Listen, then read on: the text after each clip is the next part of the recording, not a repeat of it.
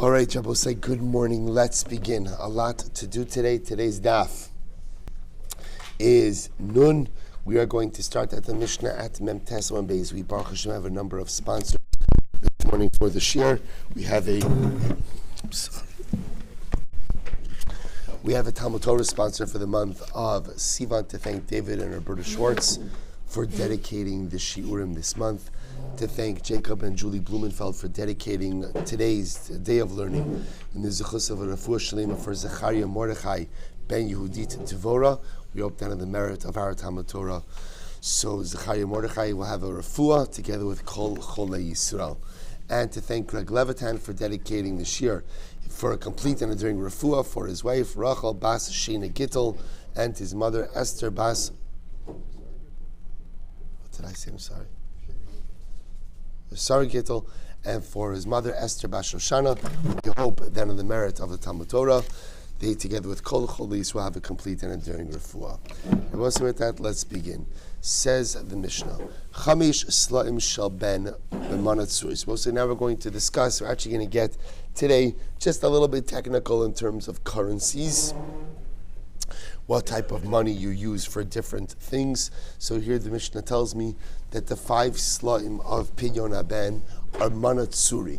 Now both say manatsuri literally means tsur, means a Tyrian mana. So it was a type of mana. Or both say actually we're going to see the best kind of currency. When we speak about best kinds of currency, it means the kind of currency that was acceptable in all markets. It often also meant a currency that was made of precious metals without any other types of alloys. So therefore, again, the 5 slaim used for Pidyon Haben were from a Tyrian money. So the Gemara says, Shloshim shal eved. Similarly, again, the 30 coins, the 30 shekel used for an eved. Or again, also Tyrian money. Chamishim shalonis, the 50 shekel paid if a man violates a woman, v'shal mefata, or if a man seduces a woman, umea shal motzi shemra, the 100 shekel paid for motzi shemra. Remember again, motzi shemra is where a man marries a woman, claims that she wasn't a basula, and it was found out that he was lying, right? Kulam b'shekel hakodesh b'manatsuri. But say all of these amounts are measured out in what we call the shekel hakodesh, the shekel, right, which was measured against the mana tsuri, the Tyrian mana. Ubikulan niftin bekasef ubeshava kasef. All of these coins, we will say, so again, if any of these amounts were set aside, they could all be redeemed for other coins, chutz mishkalim. And I was saying, chutz mishkalim means with the exception of the machzis hashakel. Look at Rashi. Chutz mishkalim, shkalim habaim belishka ba'adar, ein meviin sham ela matbea shel chatzi shkalim. So we'll say what that means is essentially all of these other amounts could technically be paid with other denominations of coins, with the exception of the machzis hashekel. The machzis hashekel itself must be paid with the actual matbea of a chatzi shekel, actual chatzi shekel coinage, and not with other denominations of coins. Good. Says the Gemara. Manatsuri. So we'll say now again, we're just going to get a bit technical and define our currency amounts. So manatsuri, amrav asi, mana shel tsuri. It literally means the mana that comes from tsur, right? That comes from Tyre. Rabbi Ami Amar, dinara arba. So Rabbi Ami says it actually refers to an Arabian dinar. Rabbi Chanina Omer, istira sarsia demizdavna tamnia bedinara. So Rabbi Chanina says it refers to istira sarsia. Rashi says istira sarsia slaim yushanim, old slime that ultimately could be purchased 8 for 1 dinar. If you take this amount, chamish mea, if you were to take 5 of these, the Pidyon Haben. So 5 of these would be the amount ultimately, again, that would be good for Pidyon. So we'll say, so obviously, these conversations were much more meaningful in the Gemara because ultimately they understood exactly these were all different types of currencies that were in circulation at that time. Top of Nun. Rabbi Yochanan Omer, dinara hadraina taraina shaifa. So we'll say that's very interesting. Rabbi Yochanan says that in fact the type of dinar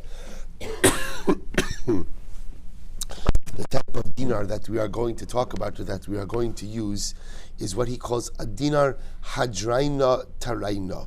Look at Rashi, top Rashi on Nun Amud Aleph. Dinar hadraina, dinar zahav, shetavua b'matbea adrainus kesar v'torainus kesar. So let's remember again, the way it used to work in ancient times is that money would be minted with the image of the Caesar. So Rabbi Yochanan says there was this particular dinar coin that was minted with the images of the Caesar Adrianus and Tyrannus. Right, these were two Caesars. Right, two Caesars, Hadrian and Tyrannus. So we'll say ultimately again, this was, so Rabbi Yochanan says the dinar or the coin that we're talking about, the matbeh we're talking about, is ultimately the seller we're talking about is the dinar coin that is minted with the images of these two Caesars. Now let's finish the sentence. Rabbi Yochanan dinaira hadraina taraina shaifa. The Rebbe says shaifa means that the image. Now it's interesting. Rashi says shem hamelech, but they changed this girsa. They changed this girsa ultimately again to mean something, to mean maybe the image of the melech. So it's a coin that was minted with the images of Tyrannus and Adrianus that was a bit rubbed out. Shaifa means it's old, a bit rubbed out. Dimizdabna be'esrin v'chamesh zuzi. Suppose say this type of dinar was worth 25 zuz. So you could purchase a dinar like this for 25 zuz. Dal minayu shtusa, take away a sixth of that amount. And then you would use the remainder ultimately again for pidyon haben. So again, simple calculation. You take the dinar ultimately again of hadraina taraina, that's the name of the dinar, that's a bit rubbed out, that you could purchase for 25 zuz, remove a sixth of that amount, and that's the amount that you would use for pidyon haben. Fine. So which says really hani ve'esrin v'chad, no, right? So ultimately again, Hani Esrin Vechad Nichidan Kahavi. I will say actually that amount is 21 dinar, right? 21 dinar, 21 zuz, minus a sixth, which I will say is actually, you're overpaying for Pidyon Haben. Ella Dal Shtusa Vizuza, Pidyon Haben. You're right, rather go ahead and take 1/6 plus an additional zuz, and that's the amount you use for Pidyon Haben. Really, here's the problem. Akati Esrin Nichidan Kahavi. But I'll say then the problem with that is that'll be ultimately 20 zuzin less a sixth.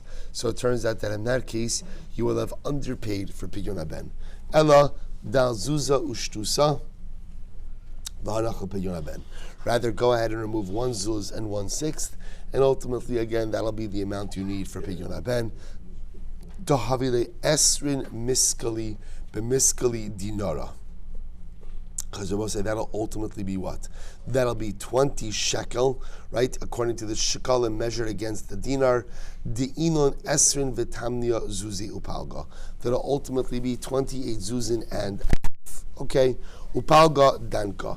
And ultimately add on 1/2 of 1/6 to go ahead and get the full amount of Pidyon Haben. So I say, so all of these are just the calculations that they're making regarding different currencies for Pidyon Haben. Amar Rava. So Rava said, Slaim da'oraisa, talasa v'tal sahabi. So we'll say, so Rava says something very interesting, that when we speak about biblical slaim, ultimately what is that? It's talasa v'tilsa. It's 3 1/3 dinarim. Right? So the biblical sela is 3 1/3 dinarim. To which the Gemara says, Dichsiv, Esrim Gera HaShekel, because the pasuk says there are 20 Gera in the shekel. Umetarkaminan Esrin Mein. Tanya Sheshma Kesef Dinar. Fine. May say, is that true? V'halo Sela Shal Kodesh Arboim Ushmona Pundiun. Be'etabose, we learned that what? That the Sela, right? The Sela of Kodesh is 48 Pundiun. And Pundiun Zeh Mativo. We'll say, how much is Pundiun? So ultimately, again, the Pundiun is a kilbon luprut prut. So also if you look at Rashi, Rashi says it's in the intermediate lines pundion zu mativo, valo lo ne'amar elo chamishim shekel kesef. So we'll say ultimately again the pasuk says that is chamishim shekel kesef. What is the pundion doing here? Kolbon leprutprut. Rashi says hechreyahu hai pundion timate kolbon ma'a kitana lechol echad. So we'll say ultimately again, this pundion, right? This pundion, I will say, was the prut-prut. If you remember again from our shkalim days, the prut-prut was that when you paid your machzis shekel, you always added on just a bit, just to make sure that at the end of the day, if something, the coin was a little bit rubbed out or something, you'd always make sure that the Beis HaMikdash was getting its piece. Basar da'osifu ulayu, to which the Gemara says at some point in time, Chazal added on to the shiurim ultimately of this coinage in order to ensure that when you had an obligation to pay to the Beis HaMikdash, the Beis HaMikdash would not receive less than it was entitled to. Disanya, Esrim Geira HaShekel, the pasuk says there are 20 Geira in the shekel. Lamadnu l'shekel shu Esrim Geira. We learn from here, again, the Torah is giving us the actual value of a shekel. And the actual value of a shekel is 20 Geira. Winayim Shimrot said lahosif Yosef. How do we know that if you want to add on to the amount of the shekel, you have the right to do so? So the Torah tells me a shekel is 20 geira. How do I know that if I want to add on, I can add on? Talmud Lomar, yihiyah. Therefore the pasuk says it will be. It will be means this is a minimum. But if you want to add on more, you certainly can do so. Yachol yivchos. I might have thought that maybe I can give less than 20 geira. Talmud Lomar hu. Therefore, the pasuk says who. Who means it has to be at least this amount and cannot be less. It's supposed to be an interesting story. Rav Ashi shadar le shivsar zuzel Rav Acha breid Ravina bepigyon laben. So we'll see. So Rav Ashi, interestingly enough, he sent money to Rav Acha. Rav Acha was a Kohen. So Rav Ashi wanted to be behold his firstborn son. So he sent money to Rav Acha for pidyon. Now he sent him 17 zuz. And he sent him the 17 zuz with the following message. Listen to this. Shalach le lishter limar tlasa yiseirasa. So he said to him, do me a favor, send me back 3 zuz. In other words, you want me change. You want me change. I'm sending you ultimately again this amount of. I'm sending you the 17, right? I'm sending you the 17 zuz. Send me back 3 and change. 3 and change. So Rabbi says, no problem. Shalach lei, supposed to listen to this. So Rav Acha sent back to Rav Ashi, I think you have it wrong. Lishter limar tlasa achrina del sifolayu. In fact, you underpaid, right? You owe me. Make sure to send me another 3 zuz. So Rabbi says, so what the Gemara is pointing out over here, Rabbi says, is just the difference in the valuations that existed over time. So here you have Rav Ashi thinking that he overpaid by 3 zuz, sending back the change. Rav Acha saying, no, I'm sorry, you underpaid by 3 zuz. Make sure to put the extra 3 zuz in the mail so we could effect this pidyon. Rav Chanina. Rav Chanina said, but so now we're transitioning to a more general discussion about money.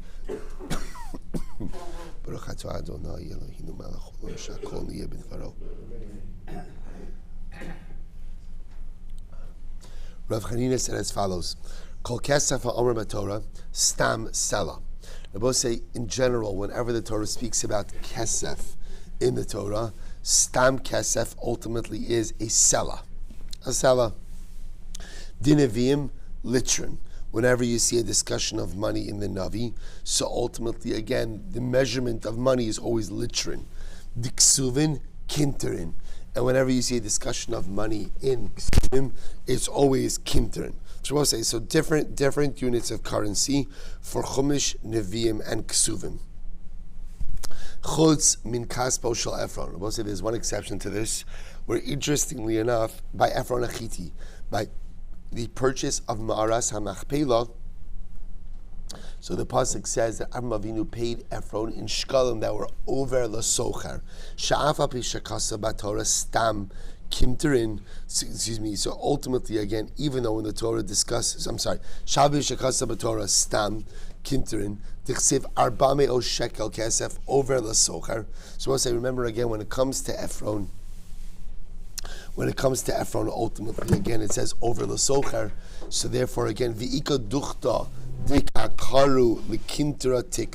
I want to say there are some places where they call kinterin shekel. Now Rashi on the pasuk says, what does over la socher mean? Arba me'o shekel kesef, over la socher. It means that not only did Adam Avinu pay Ephron 400 shekel, but he paid him in the highest unit of currency. The highest unit of currency was considered to be kintura. Why is it the highest unit of currency?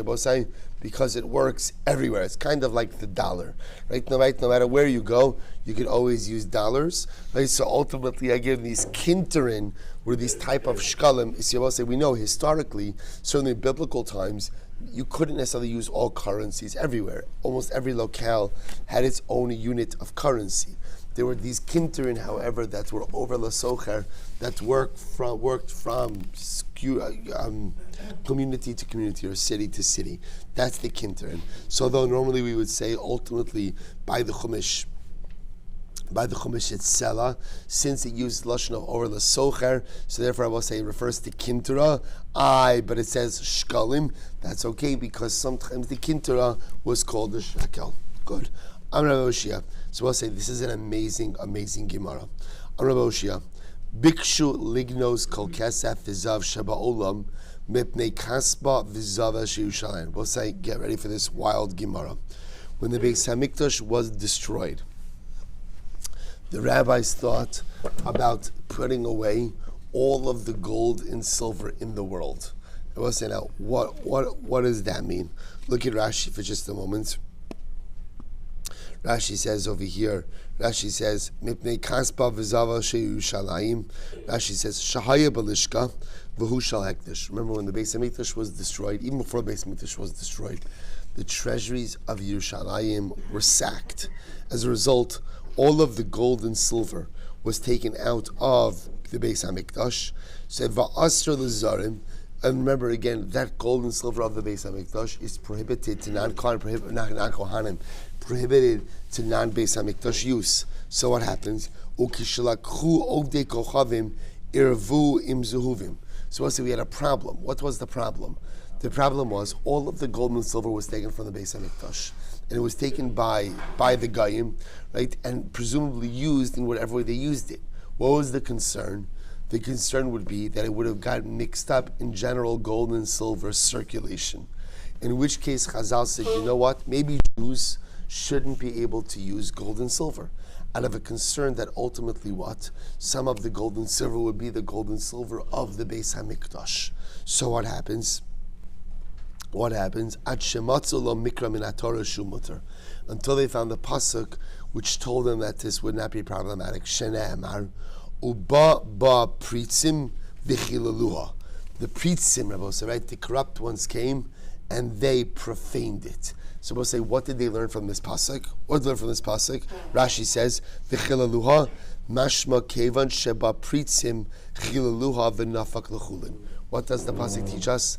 That once the profane ones, right, once the Gentile nations came into the Beis Hamikdash and took the gold and silver, they profaned it. They made it into chulin, which means that what? It lost its kedusha.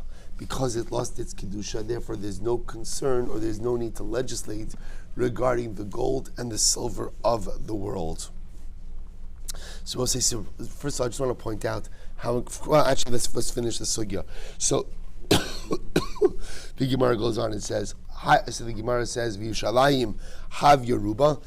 The Gemara says, I don't understand. But is Yerushalayim the rove of the world? In other words, think about this for just a moment. The Beis Hamikdash is destroyed. The treasury is sacked. The gold and the silver is taken from the Beis Hamikdash. So what are we saying? We're saying that ultimately, again, they wanted to go out and say a Jew can't use any gold and silver in the world because it may have come from the Beis Hamikdash. Is the rove of the world, or the majority of the gold and silver from the Beis Hamikdash, that we should be so concerned about it? To which the Gemara says, and rather, Rabbi, this is a different version of the story. Elam Rabbi, Bikshu Lignos Dinara Hadraina Taraina Shiafa Mibnei Tele Shirshayim. So we'll say, in fact, this is this second version. They wanted to prohibit a much narrower category. They wanted to prohibit this type of coin that we made reference to, which had the images of the Roman emperors, Hadraina and Taraina, because those coins were very common in Yerushalayim. So when the Beis HaMikdash was destroyed, they wanted to say Jews can't use these type of coins because they may have come from the Beis HaMikdash. Until they found the pasuk from the Torah that said that it's mutter, that the pritzim, the corrupt ones, came and they profaned it. So I both say, so interesting enough, two versions of the story. In version number one, when the Beis HaMikdash was destroyed and the treasury sacked, Chazal wanted to say you can't use any gold and silver because it may have come from the Beis HaMikdash. Until they found the pasuk that said, pasuk in Yechezkel, that said the pritzim came and they profaned it, which indicates to us that when the gold and silver of the Beis HaMikdash was taken, it lost its kodesh status and became chulin. As such, even if it winds up somehow in your wallet, it's not a problem. Second version of the story, it wasn't all of the gold and silver of Yerushalayim, rather it was just these specific coins. And therefore, again, I will say, but again, same pasuk came to go ahead and tell us that it was profane. So I want to share with you two incredible insights. First of all, if you take a look at the top Tosas on the daf, Tosas points out over here, Dinara Hadraina Taraina Shaifa, Perish Bekuntras, Hadraina Hashem Hadrainus Kesar, Vitarainos Kesar, Shaifa Shem Melach, Vikashla Rabbeinu Tam, De Besamach Amar Shebikshu Lignozo, Mishum Tiva Sheyushalayim. Umatbea Yerushalayim Aminan Bagoza Kama David Ushlomo Mitzad Echad Yerushalayim Irak Kodesh Mitzad Echad Vom Rabbeinu Tam Dadraina Hainu Igul, right? And therefore what? To Taraina, but that's Taraina B'Taf Ein Lov. Supposed to listen to this. Say this outside. Tosas says something amazing. He says that the coin that we call Hadraina and Taraina was actually the coinage of Yerushalayim. What was the official coinage, the official currency of Yerushalayim? It was a coin that had David HaMelech on one side and Shlomo HaMelech on the other side. That was the coin that Chazal wanted to go ahead and outlaw because it may have come from the temple treasury. So we'll say fundamental machlokes, Rashi and Tosas, in the second version of this story, what type of coin did the Rabbanon want to outlaw, want to prohibit? According to Rashi, it was this coin with the emperor, with the Caesar Adrinos and Torinos on it. According to Rabbi Nutam, it was the coin of Yerushalayim with David on one side and Shlomo on the other side. Either way, again, the bottom line was the same, which is Chazal then said you have nothing to worry about. Why? Because once the Goyim took the coins, they profaned the coins, they became chulin, and therefore they no longer had their status. I will say, what I want to draw your attention to is, I think, a dramatic insight from the first version of the story. Remember again, what's the first version of the story? Right? The Beis HaMikdash is destroyed, the treasury is sacked. What did Chazal want to do? What did they think about doing? Prohibiting all of the gold and silver. So you read that, what do you say to yourself? Craziness. You can't do that. Impossible. Right? Impossible, right? I mean, we're Jews, right? What are you going to do with that gold and silver? Right? They will say, no, but on a serious note, like, how can you even entertain such a possibility? So we'll say, so if you or I were writing the Gemara, we would say, can't do that, impossible. You can't say gold and silver is usher. It doesn't make sense. How are we going to live? How are we going to enjoy the commerce? We'll say, yet the Gemara only allows it after you find the pasuk. See, I will say, in the worldview of the Jew, everything begins and ends with Torah. If I can do it or if I can't do it is not based on my sensibilities or my personal hashkafas. It's based on a Torah ideology. So Chazal said we have a problem.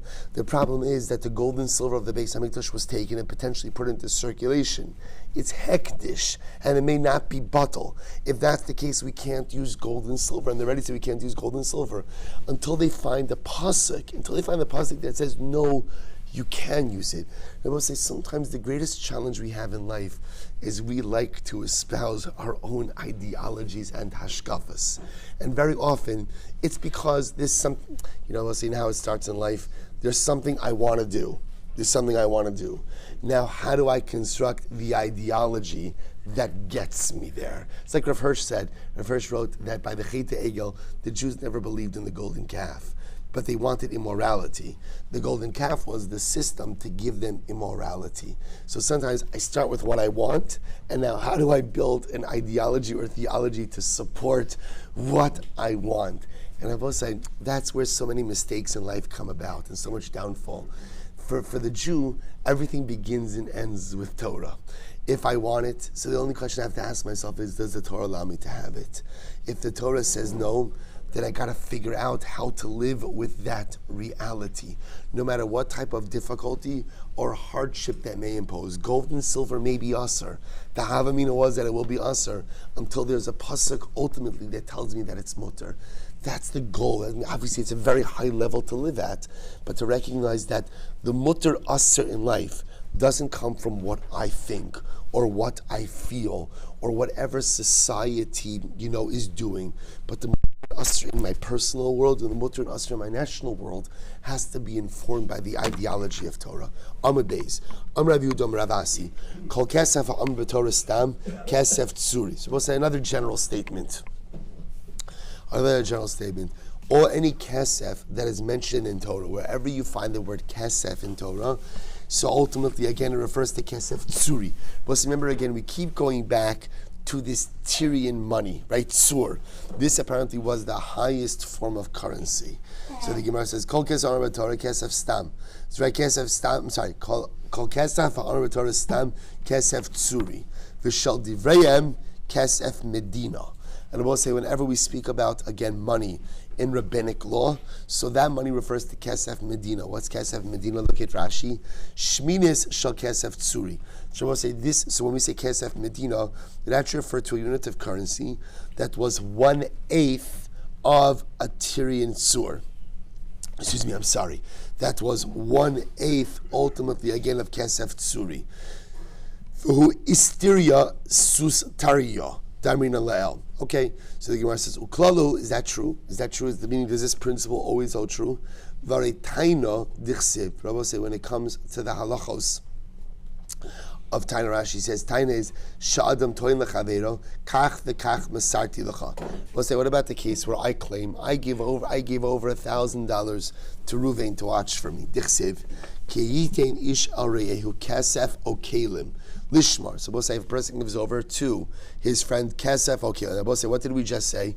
That whenever you see the word Kesef in the Torah, what does it refer to? It refers to Kesef Tzuri. So we'll say, is that, so listen to this, Utinan, Shavuos Hadayonin, Hatayna Shtei Kesef. Yet we'll say, we learned that Shavuos Hadayonin, so we'll say, which remember, Shavuos Hadayonin means if somebody claims, I go over to Reuven and I say, Reuven, I gave you money to watch.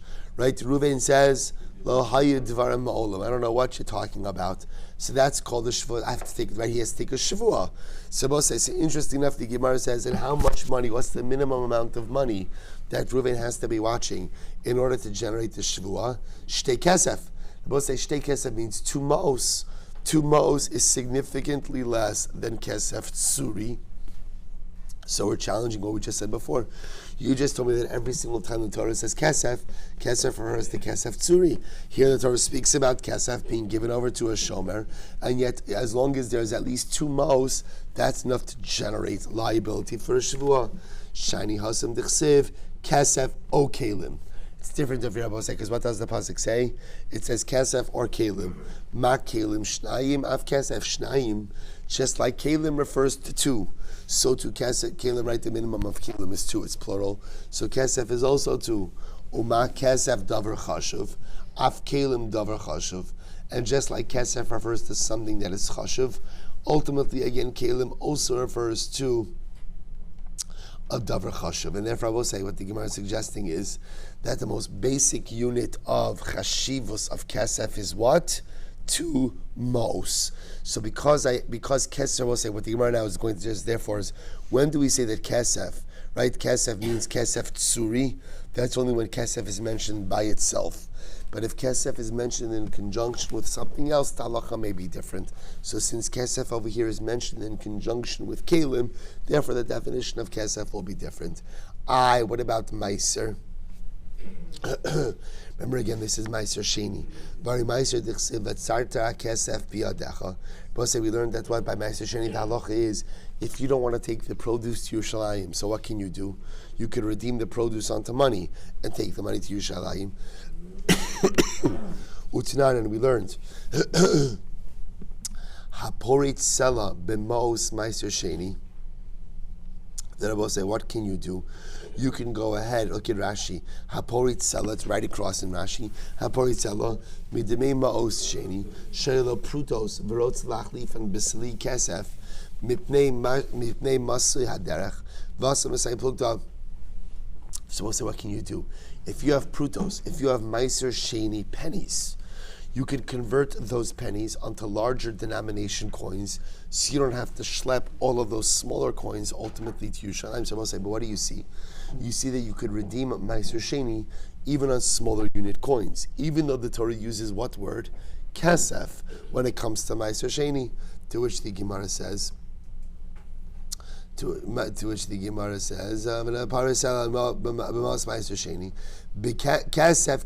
riba. Also, the Torah says kesef twice by meiser sheni. Therefore, it's a ribui to teach you that what you could use any form of denomination of coins for kesef for meiser sheni redemption. V'hari hekdish. What about hekdish? Dichsev v'nasan hakesef v'kamlo. So, we'll say this is talking about redemption of hekdish. That you could redeem hekdish, right? You could transfer the sanctity of the hekdish onto money in order to go ahead and redeem the item. So it used lashon of kesef. V'amar Shmuel, hekdish shave mana shechilalo al shave pruta michula. So Rabbi say, if you went ahead and you redeemed hekdish that was worth a mana, and you redeemed that hekdish on prutos, ultimately the redemption is good. So what do you see over here?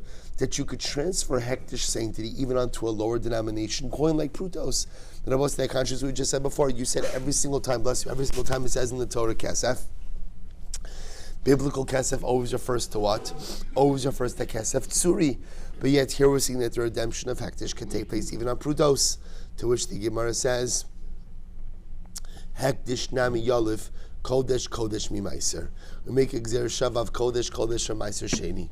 Just like by meiser sheni you could redeem meiser sheni on smaller denomination coins, so too by hagdish you could redeem it on small denomination coins. V'hari kiddusha isha dichsev v'yatza chinam ein kasef. But Rabbi say when it comes to kiddusha isha, where the pasuk says, remember this is actually talking about the amma ivriya, right? So the amma ivriya, the pasuk says im shlosh ela lo yas ela v'yatza chinam ein kasef. Right? They will say if you don't marry her, if you don't marry her off to your son, if you don't free her, so she goes free in kasef. V'tnan beishamai omrim b'dinar u'b'shava dinar. And Rabbi say ultimately again, Beishamai says that when we talk about again ein kesef means a dinar or a shava dinar. U'beisila omrim b'pruta b'shava pruta. And Beisila says it refers to even what? Look at Rashi for just a moment. V'yatza chinam ein kasef u'mehasam gaminan kiddushin gaminan ein kesef la'adon zeh v'yesh kesef la'adon acher. So we'll say we darshan over here there is no kesef for this girl. Now we'll say the way the Gemara is dashing in the pasuk is like this. If a man has an amma ivriya, right? Remember again, how do you get an amma ivriya? You purchase her from her father. So you purchase an amma ivriya. So we'll say, so what's the ideal of an amma ivriya? Either the adon marries her ultimately, or he gives her to her son as a wife. Now the halacha is that if, let's say, the adon marries the amma ivriya, he wants to be mekadesh her, does he require additional kesef kiddushin? And the answer is no. Why? What counts as the kesef kiddushin? The purchase money counts as kesef kiddushin. So the Gemara darshans over here, the pasuk that says v'yatza chinam ein kasef. The ein kasef, the Gemara is saying that if he marries her, there's no additional need for him to give her any extra money, which tells me that in other cases of kiddushin, a transfer of money is necessary. Kesef kiddushin. If you want to be mekadesh, you have to give her money or shava kesef. So how much money do you have to give her? So Beishamai says it's a dinar or a shava dinar. Right? Beishamai says you have to give her a dinar or something worth a dinar. Beisilo omrim bepruta ubeshava pruta. And Beis Hillel says, even a pruta, both saying. So what do you see over here? The Torah uses the lashon of kesef when it comes to kiddushin. Yet what? Beis Hillel is allowing you to even give something as small as a dinar. To which the Gemara says, Ravasi damar ki Beis Shammai. So are you going to say that Ravasi shita is only applicable in accordance with Beis Shammai? That doesn't make sense. Eli itmar hachi itmar. Rather, here's what you have to say. Amar Ravi damar Ravasi. Here we go. We'll say we are reframing the statement of Ravasi. So Ravasi said in the beginning on the top of Amud Beis, Kol kesef ha'omer b'Torah stam kesef tzuri. Right? Ultimately, again, Ravasi said any time the Torah says kesef stam, it refers to Tyrian dinar, right? Tyrian kesef. So rather, we are now remaking that statement. Ravasi says, Kol kesef katsuv ha'omer b'Torah kesef tzuri. Wherever the Torah gives a defined amount, explicitly defined amount, that defined amount is given over in kesef tzuri. V'shal divrayim kesef medina. And then when Ravasi says that rabbinic money is kesef medina, my kamash malon. So what is that coming to teach us? Kesef medina itzri chale. So I'll tell you why I need that statement. Tisnan. Let's listen to this case. Hatokea lechavero no sein lo sela. Rabbi say tokea lechavero means this is not a din in Rosh Hashanah, right? Rather, this is a din of you blow a horn in someone's ear, right, and damage their hearing. So look at Rashi tokea hamakes chavero ba'ozno lashomar ba'avakama. So we'll say the reason why this is an interesting case when you blow a horn into someone's ear and you damage their hearing. Why is this a unique case? This is what's called hezik she'eno nikar. It's unrecognizable damage. As well say, if I go over to you and I break your arm, that's recognizable damage. You cut a person, that's recognizable damage. You blow a horn in someone's ear and they lost their hearing, that's hezek she'eno nikar. So therefore, what's the halacha? No sein lo sela. You pay this person a sela. That is the objective amount of damages that you pay for damaging someone's hearing. V'lo tema sela arbazuzi. And don't think that this is referring to a sela that is made up of 4 zuz. Ela palga de zuza, dikari inchi sela palga de zuza. Rather, I will say, what type of sela is this talking about? Not a sela that is worth 4 zuzim, but rather a sela that is worth half a zuz.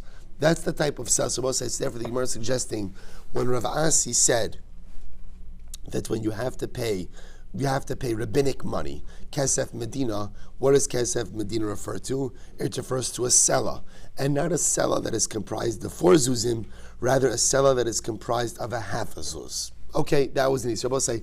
So therefore, what's happening over here is as follows. We've now reshaped Ravasi's statement, and Ravasi says wherever the Torah says kesef katsuv, wherever the Torah gives a defined monetary amount, that monetary amount is always measured by kesef tsuri, Tyrian money. Tyrian is Tyrian zuz or Tyrian dinar, right? Whenever the Torah just says kesef can mean a variety of different things. When it comes to rabbinic law, so the standard rabbinic payment ultimately is going to be kesef medina. What's kesef medina? A sela. What's a sela? A sela is half a zuz. So we'll say the Gemara is off with an incredible story. Chanan Bisha, Chanan the bad guy. And we'll say now to get a name like that, it's not just a Mashiach for a couple of days, right? So we'll say so. Chanan Bisha, Chanan was a bad guy. So what did he do? Taka leilahu gavra. So we'll say what did he do? He did this. He blew a horn in someone's ear, damaging their hearing. Asla kamid Ravuna. So they came up for Ravuna for a din Torah. Amarle havle palga dezuza. So he said to Chanan Bisha, remember, pay the sela, but what type of sela? The sela that is worth half a zuz. Right? So you owe him half a zuz for damages. So I say, so what happened? So Chanan did not have half a zuz on him. What did he have? So hava ika zuza macha bahadei dilo nafik. The only thing he had on him was a full zuz. So I say he didn't have half a zuz. So he only had a full zuz, and apparently again the Beis Din didn't have change. So what did he do? Taka le'achrina v'yavinahela. So he blew a horn in the guy's other ear, damaged the other ear, and then paid him the full zuz. So I'll say, so ultimately, again, all right, so the story is troubling on many levels. But I will say, but so what's interesting over here is, again, remember, so the Gemara is bringing this story, I will say, as a raya, that the damages for an ear are a sela. The definition of a sela is half a zuz. Chanan Bisha showed up in Beis Din. Zuza ma'acha ba'adei delonafik literally means a zuz whose image was a bit rubbed out and therefore didn't pass as easily as currency. Right? Didn't pass as easily as currency, but he didn't have change. So he figured, you know what, if all I have is the whole zuz, I might as well damage the guy on the other as Rabbi say. From here you see, by the way, the real definition of a rasha. Right? The real definition of a rasha, Rabbi say, is someone who acts negatively and irresponsibly with absolutely no regard for himself. See, Rabbi say, the tragedy of this story is Hanan Bisha obviously is negatively impacting another human being, but is negatively impacting another human being is what is also having a negative impact on him. And there are some people in life who are so fixated on ultimately, again, giving it to the other that they fundamentally don't understand or don't appreciate or fail to realize the negative impacts it has on themselves. That was Hanan Bisha. It was a stop over here. Pick up in tomorrow.